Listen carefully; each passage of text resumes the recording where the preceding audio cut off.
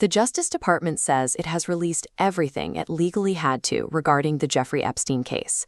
But inside that massive public archive, independent researchers have noticed that one specific digital drawer remains slammed shut.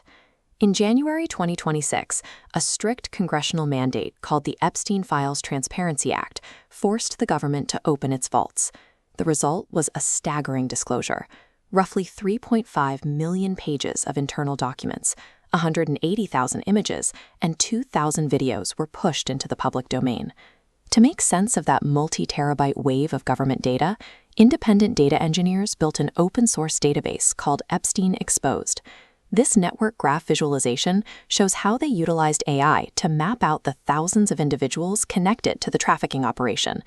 But as forensic researchers audited this release, they found a glaring hole right in the middle of the web. A specific set of records, tied to a lesser-known email account, had been almost entirely withheld. And that single omission turns what was promised to be a period of total government transparency into an ongoing, verifiable mystery. To understand why this missing account matters, you have to look at what the Justice Department did release in its final tranches, known as datasets 9, 10, and 11. These files prove that federal prosecutors were willing to publish highly sensitive material. For example, the release exposed a previously secret 5-year probe by the Drug Enforcement Administration. The DEA was actively investigating Epstein and 14 other unnamed targets for massive financial transfers suspected of being linked to international narcotics trafficking. The government also published private correspondence involving some of the most prominent figures in the world, including scheduling emails exchanged between Epstein and billionaire Elon Musk regarding trips to the Caribbean. They even released messages from filmmaker Woody Allen, casually discussing his inability to clear White House security protocols due to his background. These disclosures show that the department is willing to release high-profile, sensitive material when it determines the law allows it. In this context, the decision to maintain total redaction on that final account stands out as a specific, targeted choice, and it is now the central point of tension for those seeking the full record. So, what do we actually know about this hidden account? The facts are incredibly narrow. The account exists, and the DOJ only published heavily redacted screenshots of the inbox. The sender, recipient, and subject lines are entirely blacked out.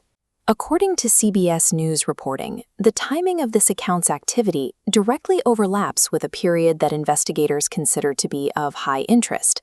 That is the absolute limit of the confirmed information regarding the account itself. Because of the political climate, rumors have naturally filled that void. It is a matter of public record that President Donald Trump is referenced tens of thousands of times across the wider unsealed investigative logs. However, President Trump has stated publicly that he never uses email. He has consistently denied any wrongdoing connected to Epstein, and he faces no criminal charges related to this matter. In investigations like this, overlap in a timeline of high interest is a procedural fact. It is not legal proof of specific content. Drawing conclusions about what is behind those black bars without seeing the unredacted documents crosses the line from factual reporting into speculation. When a government promises absolute transparency but leaves a visible black box sitting in the middle of a 3.5 million-page release, it provides fertile ground for conspiracy theories. Responsible coverage requires us to recognize the difference between acknowledging a hidden document exists and guessing what crimes it might prove. We can verify the omission, we cannot verify the contents.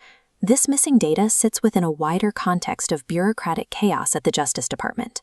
The rollout of these files was so highly criticized, featuring accidental unredactions of victim names and missing archives, that Attorney General Pam Bondi was fired over her handling of the release.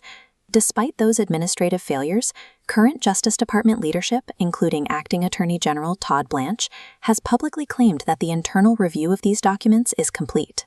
Until those specific, hidden emails are unredacted and entered into the public domain, the historical record of this investigation remains verifiably incomplete. We will keep tracking this story as actual documents are released. Hit subscribe so you catch the update the moment there are real facts to report.